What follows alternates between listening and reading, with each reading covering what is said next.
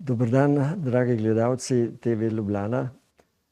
Sem Stane Jerko in z gospo Vlasto Nussdorfer bova imela intervju o mojem delu, o začetkih moje fotografske poti, o odkritjih lepih deklet, ki so dosegle svetovno slavo, in o delu, ki ga še zdaj opravljam. Tako da moje delo fotografa je pravzaprav lahko večno in vedno uživam v tem, kar delam. Super.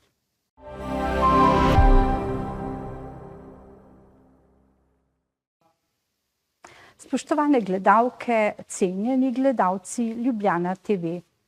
Gostim izjemne goste. Vsak je nekaj posebnega. Nekaterih se razveselim v studiu, drugih pa tudi, kadar jih srečam zunaj studia. In današnji gost je prav tak. Kadar pride, se razveselim, kajti vem, da bom kasneje dobila kakšno lepo fotografijo. Še sedaj, kljub starosti, prihaja na številne dogodke. Je najbolj znan, najbolj priznan, izjemen modni fotograf Slovenije. Človek, ki je odkril nekoga. Odkril mlado dekletce, ki je danes žena predsednika Združenih držav Amerike. Kot veste, govorim o Melanii, nekoč Knaus, danes Trump. Moj spoštovani in cenjeni gost je danes Stane Jerko. Dobrodošli v oddaji, gospod Jerko. Dober dan. Kako se počutite v studiu? Kar domače. Kar domače, to vam je kar blizu, kaj ne? Ker vem, kje so kamere, kje so luči in kako vse to je treba, da je vse v svojem redu in potem je vse v redu. In zagotovo bova danes, oziroma naše gledalke in gledalci, videli veliko lepih deklet. Morda tudi kakšnega fanta, kajti tudi fante ste slikali, vendar mislim, da ste danes dali prednost ženskam. Pa se vrniva nekako v vaše zgodnje obdobje. Ali ste kot otrok vedeli, da se boste ukvarjali s fotografijo? Da bi to vedel, takrat prav gotovo, da nisem, ampak sem pa že zelo zgodaj začel fotografirati, ker je oče bil tudi ljubiteljski fotograf, imel je kamero, fotoaparat na meh, zadaj so bile pa plošče in se je takrat nas otroke slikal veliko, pa rožice, pa take stvari. In je tudi sam razvil, in ker sem bil večkrat zraven, ker me je zanimalo, sem tudi sam probal in mi je kar šlo, tako da sem začel že kar zgodaj. Koliko ste bili recimo stari takrat? Recimo, da sem to bolj gledal, je bilo tam 14-15 let, da sem začel, ampak to je za današnje pojme zelo, sem že bil star. No, lahko bi rekli še kar najstnik, zgodnji to najstnik. Ja, ampak pravim, zdaj lahko ima vsak otrok že kamero in slika pa tako naprej. To je res, vendar ti aparati so daleč od tega, kar je bila nekoč kamera in tisti slavni fotoaparat. In kako ste potem postali modni fotograf? Potem sem pa jaz slikal pravzaprav veliko deklet in najprej na kopališču Štern na Ježici. Tam je bilo takrat zbirališče vseh ljudi z Ljubljane. Kdo vam je kupil prvi fotoaparat? Prvi fotoaparat sem jaz kar od očeta vzel, oziroma sem ga sposodil in sem probal s tem delati. Potem sem pa dobil en fotoaparat na malo slikoven, potem pa še fotoaparat, pa je bil tudi na meh, ampak je bil že na film in tam je bilo veliko več posnetkov. In s tem fotoaparatom vem, da sem moral meriti razdaljo recimo med osebo, ki sem jo slikal, in objektivom s številskim metrom, da sem naredil dobro fotografijo. A vas prav razumem, da preden ste posneli fotografijo, ste celo zmerili? Ja, seveda, da. A so potem ta dekleta stala in pozirala, ali ste jih kar tako zbrali na kopališču? No, tam smo se pač družili in ker so vedeli, da to fotografiram, so me prosili, da naj še njih fotografiram, in tako se je začel moj krog fotografij, predvsem pa portretov večati. In ko sem bil že na fakulteti, sem tudi veliko razstavljal. Že takrat. Seveda, da. In po celem svetu in vem, da tudi je bila enkrat ena moja fotografija v Hongkongu na naslovnici kataloga. Ampak to je bilo za tiste čase pa kar velik uspeh, kaj ne? To je bilo pa res velik uspeh takrat. Pa ste bili tudi sami kdaj tako na poteh v tujini? Ali ste takrat še ne? Ne, takrat ne. Kaj pa sošolke ste tudi slikali v šoli? Sošolke sem slikal, seveda ne, ker to je bilo... Takrat sem bil tako rekoč dvorni fotograf v razredu. Med njimi je bila tudi Marjana Držaj, ker je bila ena posebna duša. To je bila vaša sošolka? To je bila sošolka. In sem jo večkrat slikal in ona je tudi pokazala te slike svojim prijateljicam pevkam. Tako je prišla ta prva od teh, recimo Beti Jurkovič, da smo naredili te fotografije in potem se je to ta krog širil. A ste vi to potem doma pri očetu razvijali? Takrat sem doma razvijal, ja. To je pa kar veliko opreme treba, ne? Ja, seveda, da sej stvar se... Zmeraj je treba več opreme, več je treba vedeti, več je treba delati. Pa tudi objektivi so bili takrat že taki širokokotni? Ja, verjetno so bili, sam takrat ni bilo še v dosegu moje moči, da bi take objektive imel ali pa take fotoaparate. In če vas prav razumem, so bila vsa ta dekleta srečna, da so imela lepe fotografije. To pa ja. Kdaj ste pa prvič posegli v kakšno revijo, da so vas ali najeli ali prosili, da slikate za kakšen dogodek, recimo? Če povzamem, recimo, jaz sem takrat eno kolegico slikal in te portrete je ona pokazala svoji sosedi, ki je bila modistka, Veja Vaksel. In potem je ta gospa rekla, če bi njene klobuke poslikal. In takrat sem poslikal njene klobuke na eni zelo luštni gospe oziroma gospodični. A vse na eni? Na eni. In ker so bile te fotografije zelo dobre, zelo lepo so se videli klobuki, kako je to narejeno in te stvari. In sem se opogumil in sem nesel te fotografije na revijo Maneken. To je bila edina modna revija v takratni Jugoslaviji. In gospa Daša Pelhan, urednica, je bila kar zadovoljna s temi fotografijami in je vprašala, če bi jaz tudi za njih slikal.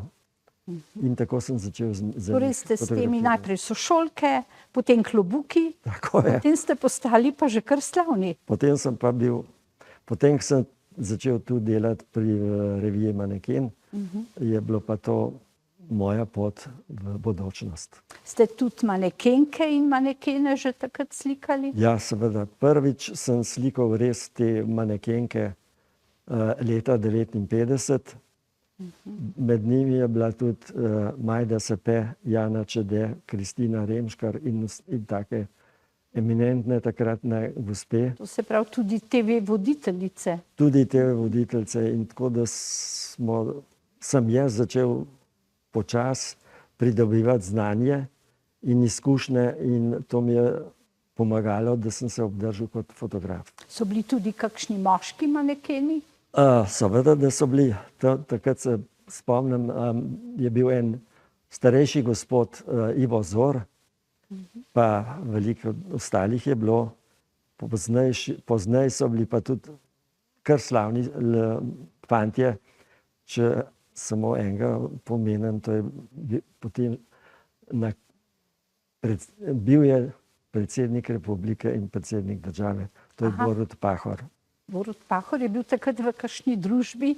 Borut Pahor je bil takrat na modni reviji v Festivalni dvorani in tam sva se midva spoznala. In od takrat sem ga kar nekajkrat fotografiral. Med njimi je bil tudi recimo Zvezdan Martič. Potem je bil recimo, Bilo je zelo veliko teh. Cel kup je bilo tudi fantov. Ampak, čeprav razumem, so prednačila dekleta. Ja, seveda. Nina Gazibara takrat že? Ne, takrat še ni bila. Ona je bila pa šele leta 69. Ona je bila malo kasneje. No, sedaj torej bova nekako zaključila ta prvi del. Spoznala sva vašo pot nekako do že kar uspešnega fotografa. Nadaljevala bova v drugem delu, kjer bova spregovorila o eni znani osebnosti, kako ste jo odkrili. Zaenkrat hvala.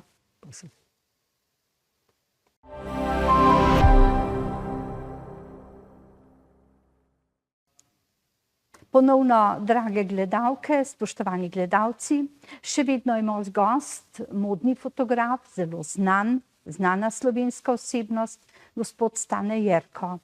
V prvem delu smo ga predstavili, sva se predstavila, sedaj pa prihajava na eno zelo zanimivo področje, kajti ko se je pojavila v Ameriki prva dama, v torej prvem Trumpovem mandatu, smo izvedeli, da ste jo vi odkrili v Sloveniji. Ali nam lahko poveste, kdaj je to bilo in kako? Tudi njene fotografije bodo naše gledalke in gledalci lahko videli.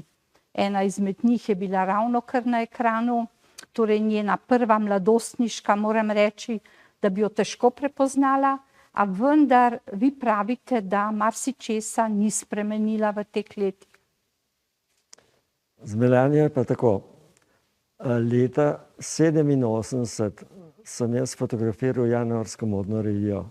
In ko sem predčasno končal fotografiranje v dvorani, sem se odpravil domov in na stopnišču festivalne dvorane sem zagledal eno zelo markantno deklico. Bila je zelo precej visoka, vitka, dolge lase. Takoj sem šel do nje, sem se predstavil, sem povedal, kaj bi želel in zakaj sem jo ustavil. Sva si takrat zmenjala telefonski številki. Ona je povedala, ker sem jo želel fotografirati, je povedala, da je iz Sevnice in je samo za konec tedna ima čas, ker je hodila v šolo za oblikovanje. No in me je res čez kakšne 14 dni, 3 tedne poklicala. Želel sem, da prinese s seboj njene obleke, katere ima najrajši, ker s tistem, ki imaš ti rad, je tudi bolj spontano in bolj uspešno. Ja. No in takrat so nastale ene prvih fotografij, kar ne ene, ampak kar prve fotografije v modnem smislu. Kje ste pa to posneli? To sem posnel v mojem študiju na Dunajski cesti, ki sem ga imel. Potem sem jo pa povabil še enkrat na snemanje in takrat sva pa delala fotografije z modeli, oblekami, ki sem jih imel za revijo Maneken, ki sem jo fotografiral za Manijo. To se pravi, ste jih drugič že vi ponudili obleke? Ja, in tudi te fotografije so bile zelo lepe, za prvič recimo kar zelo uspešne. Je bila zadovoljna? Pravzaprav moram reči, da ona teh fotografij ni videla. Prve je videla, takrat v študiju, druge pa ni. In ker sem jo želel še fotografirati za revijo Maneken, pa recimo za našo ženo, ampak takrat ona je rekla, da nima časa, ker je bolj važna šola. Ker je konec šole na... Pa se ni ukvarjala z manekenstvom takrat? Takrat se še ni. To se pravi, je bila naključno tam, da ste jo našli? Ona je bila tam čisto naključno. Kako so pa te fotografije potem potovale? Kje so bile? Te fotografije sem jaz dal potem na revijo Naša žena. Tam so bili tudi zadovoljni z njo, s fotografijami in so jo povabili na tečaj za hojo in za poziranje. In tako je bila že naslednjo leto tudi ona na tej v tej modni reviji festivalni. To ste pravi, vi ste jo odkrili in celo postavili na to manekensko pot. Tako, ja. Potem sta se še kaj videvala? No, te fotografije sem jaz tudi potem pokazal svojim prijateljem, ki so se ukvarjali z modo ali pa z reklamno agencijo in tudi oni so jo povabili na snemanje. Tako da s tem se je nekako začela njena manekenska pot. Nekdo mora odkriti takega človeka, kaj ne? No, pač imel sem srečo, da sem jo jaz videl, pa moje bistro oko, da sem znal ločiti lepo od manj lepega. To pa res, ja. In čestitke za to. Kaj pa pozneje sta se še kaj videvala? Pozneje sva se pa videvala na raznih modnih revijah v Ljubljani, ali pa recimo zadnjič sem jaz videl na modni reviji oziroma tudi fotografiral v Radovljici, na Bledu v hotelu Toplice, kjer je imela modno revijo tovarna Almira. Vem pa, da je ona bila takrat tudi na tečaju, bi rekel, kjer ga je prirejala revija Jana. Tam je bila pravzaprav druga in potem je videla, da lahko pravzaprav naredi tudi kaj več in se je tudi podala v Milano in tam na Ricardo Gaj agencijo pa Elite Moda. Tako da se je tam začela kaliti. Ste še spremljali kakšne njene fotografije iz tujine? Ja, potem mnogo kasneje, ja, ker takrat nisem toliko videl, kaj je delala recimo v Italiji pa tako. In šla je tudi potem v Pariz. Od tam jo je pa en Piero, ne vem kaj že, povabil, če bi šla v Ameriko. In je to sprejela in je tudi začela v Ameriki delati v New Yorku. Koliko let, potem čez koliko let ste zvedeli, da je v Ameriki, mogoče da se je celo poročila že Ja, s Trumpom? to sem takoj takrat zvedel, so vsi časopisi pisali. Tako da to ni bilo nič skrivnostnega. Ste še kdaj kasneje poskušali z njo kakšen stik vzpostaviti, recimo v zadnjih letih? Takrat, ko je bila inavguracija Donalda Trumpa, prvič, ja, sem ji po pošti poslal priporočeno pismo, čestitke in lepe želje, pa 2 fotografiji in sem ji želel, da bi tudi to ona imela za spomin. Pa ni bilo nobenega odgovora. To se pravi, od takrat, ko je postala prva dama Amerike, prvič niste imeli več stika z njo? Ne, nisem imel stika, ampak potom nje sem imel pa zelo velik uspeh v svetovnem merilu, ravno zaradi Melanie Trump. Aha, kakšen pa je bil ta uspeh? Kaj se je dogajalo? Moram reči, da so prišli novinarji, novinarske oziroma TV hiše in tako naprej, celega sveta. K vam? Ja, k meni, direkt domov, kjer smo imeli intervju. In moram reči, da sem do zdaj imel samo zaradi Melanie 109 intervjujev. 109 intervjujev. Ja. To je pa izjemna številka, krasno. Tega zagotovo naše gledalke in gledalci niso vedeli, nisem nikjer zasledila take številke, Ja. tako da je to res priznanje tudi celega sveta, ne nazadnje, da vas jemljejo kot tistega, ki je Melanijo prvi odkril Ja, in jo ja. spravil na to manekensko pot, kasneje pa si je najbrž sama utirala To pot pa sigurno. naprej. Še enkrat čestitke za vaše delo. A se vam je tudi na drugih področjih kaj spremenilo zaradi tega, ker ste imeli te intervjuje, so vas kam vabili? Ja, so me vabili na razne dogodke, kot so bili že prej.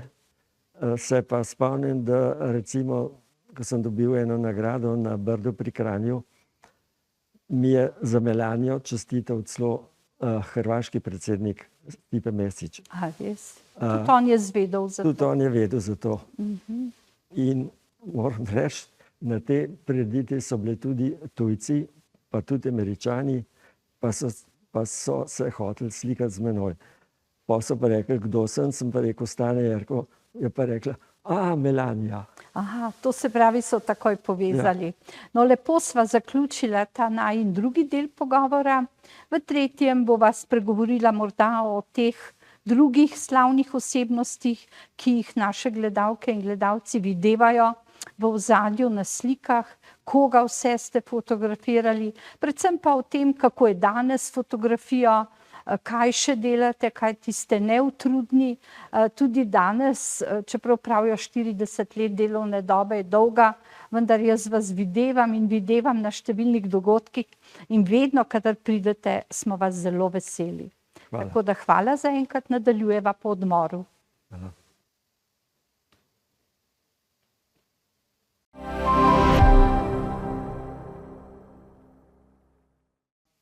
Drage gledalke, cenjeni gledalci, še vedno smo v oddaji, kjer je zelo pomemben gost, Stane Jerko, sloviti modni fotograf, ki je odkril Melanijo Trump, slikal mnoge znane osebnosti, kot smo lahko v uvodu slišali, sošolko Marjano Držaj. Pa nam povejte še, koga recimo od zelo znanih ste fotografirali in katere manekenke se vrtijo na teh vaših fotografijah? Moram reči, da je bilo zelo veliko manekenk, ki so kar dobro uspele. Med njimi je ena, ki je zelo popularna, to je Nina Gazibara. Njo sem tako odkril, ko je prišla v študijo, ko sem slikal njenega takratnega partnerja Bora Gostišo in sem opazil to deklico, ki je bila zelo lepa in taka zelo manekenska. No. Pa sva se takoj spustila v klepet, sva se pogovarjala, sem ji povedal, da bi želel, da jo fotografiram, ker se mi zdi ta prav tip za manekenko. No in takrat so nastale njene moje prve fotografije z Melanijo, z Nino Gazibara. Ona je res cvet te modne lepote, še vedno prisotna, še vedno lepa. Ja. Se srečujeta z njo pa tudi danes najbrž. To pa res. Lepo. Zelo veliko se srečava na raznih dogodkih. Tudi ona še zmeraj to hoče videti, kakšna je situacija zdaj, kako je bilo pa takrat. No, sedaj vam bom povedala, kako vas recimo mi, ki nismo na modnih pistah, doživljamo. Pridete ponavadi malce kasneje, ko se začne kakšna prireditev, imate veliko torbo, vzamete si čas, da počasi vzamete fotoaparat in potem se malo sprehodite naokoli, recimo večkrat vas vidim, ko so v Waldorfski šoli venčki pripravljeni, tudi na drugih dogodkih, tudi kot varuhinja sem bila vedno vesela, kadar ste prišli na naše dogodke. In veste, kaj vam lahko rečem, nekaj, kar je precej drugačno. Nikoli se še ni zgodilo, mislim, da se ne motim, da bi ljudi fotografirali kar tako, če imajo kozarec v roki, če imajo odprta usta. Mi se vedno bojimo, da bo kdo z nami posnel kakšno tako eno samo recimo fotografijo s kozarcem vina in potem se bo samo to predvajalo, spodaj bo pa pisalo, ali je morda začela piti, ali prekomerno pije, pa si morda edinkrat imel kozarec v roki. Vi nikoli nisem videla nobene fotografije in tudi bala se nisem, da bi me posneli, ko recimo nekaj jem. In takrat človek nima prav najboljše poze, nekaj drži v rokah, mogoče bi imel odprta usta, a pazite tudi na to, da so ljudje res zadovoljni s tem, kar naredite. Seveda, ker fotografija mora biti taka, da je lepa, da te pritegne, da ti nekaj pove. In vsakdo si pravzaprav želi, da je na fotografiji kar se da lep oziroma dostojen. To pa sigurno. In zato vedno gledam na to, da človeka, ki ga slikam, predvsem pa ženske, da jih slikam v taki pozi in v takem miljeju oziroma svetlobi, da je lahko dobra fotografija. Zato moram reči, da so vse ženske, večina žensk vesele mojih fotografij. To je pa res. Se spomnim na eni prireditvi, ko so eno gospo slikali zelo veliko fotografov. Pa jaz sem pa rekel, kaj če zdaj še jaz, če jo že vsi imajo. Pa ona do mene pride, pa prav, a bi me lahko fotografiral. Sem rekel, saj so vas že vsi slikali. Je rekla, jaz cenim vaše fotografije, pa hočem vaše biti. No, vidite, to je res priznanje in tega se morate zavedati, da res veljate za posebnega fotografa. Ne tistega, ki kar pride, naredi nekaj slik in odleti in potem kakršna je pač nekje objavljena, ponavadi nisi zadovoljen. Pogledaš in rečeš, joj, pa ravno tisti trenutek so me ujeli. Pri vas tega ni. To je res. Tako da sem prav vesela. Moram reči, da sem nekoč slikal eno pevko v taki pozi, ki ni bila najboljša. In so mi vsi govorili, daj nam to sliko, daj bomo to objavili, bomo to, sem rekel, lejte, ta slika ni dobra, ne za njo, ne za mene, zato jo ne dam. Odlično. Oni so pa rekli, ampak to bi se lepo prodajali. Sem rekel, lahko bi se lepo prodajali, ampak ni dober. No, jaz to zelo cenim in zagotovo naše gledalke in gledalci vedo, da vaše fotografije izpod vaših rok so res nekaj izjemnega in da če na vaši fotografiji nisi v redu, potem res ni pomoči, bomo rekli. Ne? Tako da vi tudi izberete in ambient, vedno rečete, stopimo k oknu, pazimo na to, nasmehnite se, ponavljate in potem ne dajte tistih fotografij, ki niso uspele. Ja, to pa res. Kakšna je pa razlika recimo med fotografiranjem s temi dragimi in krasnimi fotoaparati in sedanjo tehniko, ki je res malo drugačna? Kdaj vzamete telefon v roke in koga slikate? Moram reči, da nimam taka telefona. Aha. Drugič pa jaz delam samo na digitalno aparaturo, kjer lahko veliko stvari popravim, od svetlobe do raznih senc in tako naprej.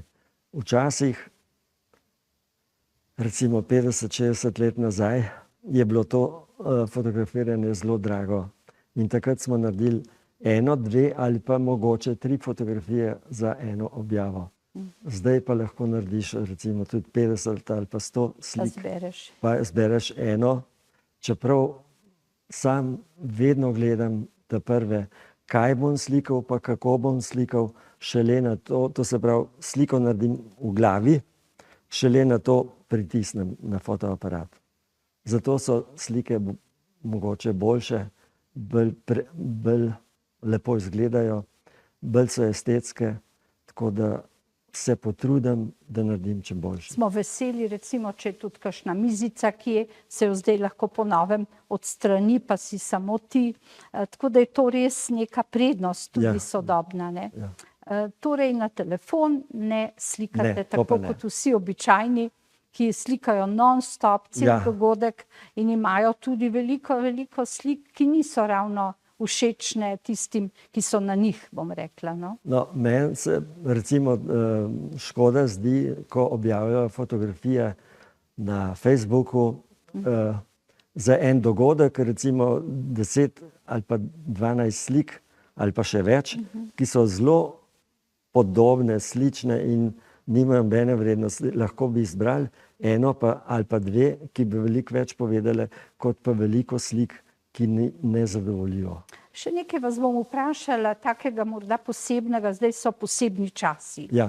Ti se z nekom fotografiraš, ne veš, kdo je, mogoče je tudi v politiki, pa ni naravno na tisti strani, ki jo ti podpiraš. A se vam kdaj zgodi, da kdo reče, joj ne me sedaj slikati s tem ali onim? Se vam je kdaj to zgodilo ali ne? Če je bila kakšna družbica? Ja. Ker recimo potem te fotografije krožijo, potem napišejo prijatelja, pa v bistvu sta se srečala. Ne, pravzaprav to ne, ker jaz vedno slikam tako, da vem, kdo je, pa kaj je, da ga lahko tudi objavim. Sem pa tudi že fotografiral recimo zelo znano osebnost z njegovo ženo.